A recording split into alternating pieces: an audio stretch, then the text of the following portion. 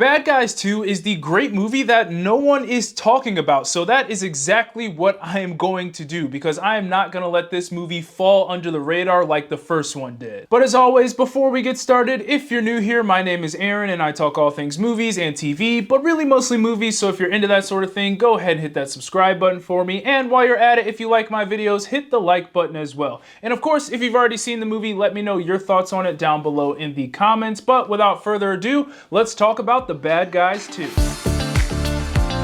So a couple of years ago, we got the first Bad Guys movie, which I think is one of the most underrated films of the past couple of years. And now we have the sequel, and I've seen it, and I'll go as far to say is that I think this is one of the best animated franchises that we have going right now. But anyways, in this movie, the bad guys have gone good, and as they try to adjust to their new lives, they find themselves roped back into an even bigger heist with a new group of criminals that they have to try and stop. Jumping right into the good, and the first thing I have here is the cast and the characters. Now, this cast and the characters that they play are really the main draw for this movie. Their banter and chemistry was the best part of the first movie, and once again, that banter and chemistry was the best part of the second movie, in my opinion. We have everyone returning from the first movie like Sam Rockwell, Craig Robinson, Zazie Beets, and others, along with some additions like Danielle Brooks as our main villain known as Kitty Cat. I think she does a really good job in this movie. This is a much better villain than we got in the first, and her motives come from being stereotyped as a kid, which goes along with the themes of this movie, which are stereotypes and being given a second chance. So as a brand new character, I think she was introduced and written very well, and then Danielle Brooks did a great job at voice acting her, and really across the board the voice acting was great in this thing, with standouts obviously being Sam Rockwell as Mr. Wolf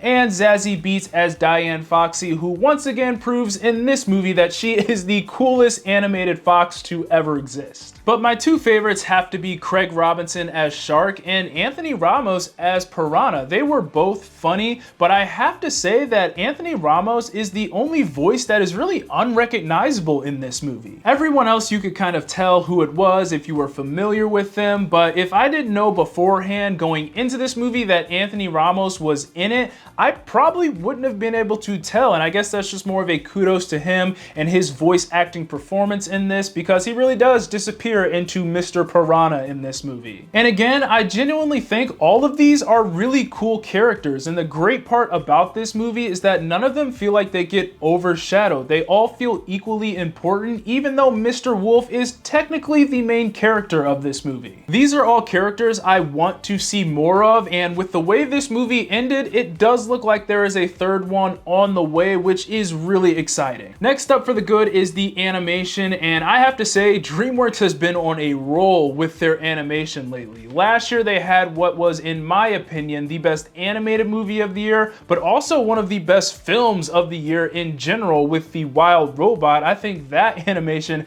is some of the best work that they have done. Then they follow it up with this movie, which again has great animation, and the animation in this movie is pretty much just an upgrade from what we got in that first movie. It's a mix of 2D, 3D animation, and it really has an anime kind of illustrative feel to it. Not only does it look good visually, but it really shines in the action sequences in this thing. All of the action in this is bigger, better, and more creative than the first, and this is really where we get to see that anime inspiration come through. I mean, there were a couple of frames in this that just felt like they pulled it right out of an anime, and they were also moving the camera in very creative ways as well. There was lots of whipping and panning back and forth, which made those scenes feel chaotic, but it also made those scenes that much better. I feel like ever since Into the Spider-Verse came out, we've seen this renaissance in animation styles and studios willing to take risk and try different animation styles, and I have loved every second of it. So DreamWorks, keep doing what you're doing, because you are on fire right now. And the last thing I have for the good is the humor. This was a pretty funny movie overall. Yes, it is mostly family-friendly humor, but there are a couple of jokes in there directed at the adult audience watching this,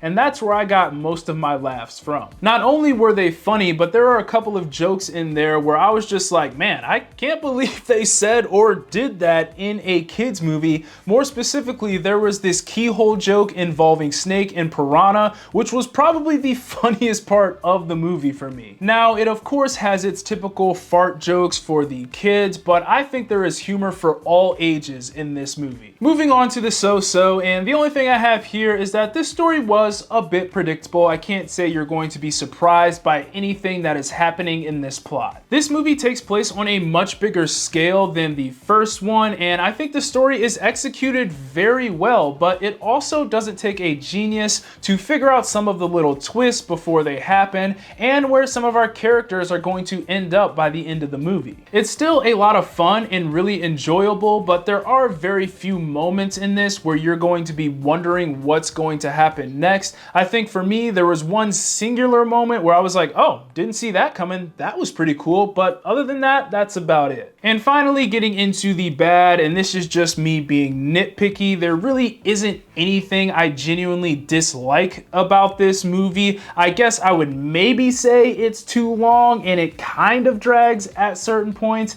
and that I would have liked to see more of Zazie Beets' character, Diane Foxy, spend more time with the bad guys and just have a little bit more screen time in general, but that's just because I think she's a really cool character. But outside of that, I don't have much else. So for my final thoughts, this is another great entry into this franchise. This cast of characters has great chemistry and was just as fun to watch in this one as they were in the first one. The animation is great and really shines in all of the action sequences, and even though overall I think the first is a bit better, this is still an absolute blast of a movie. Those are my thoughts on The Bad Guys 2. Be sure to let me know what you thought of the movie down in the comments, and as always, be sure to like, subscribe, comment, get your Eazy Apparel at shopeasyapparel.com. God bless, and I'll see you guys later. Peace.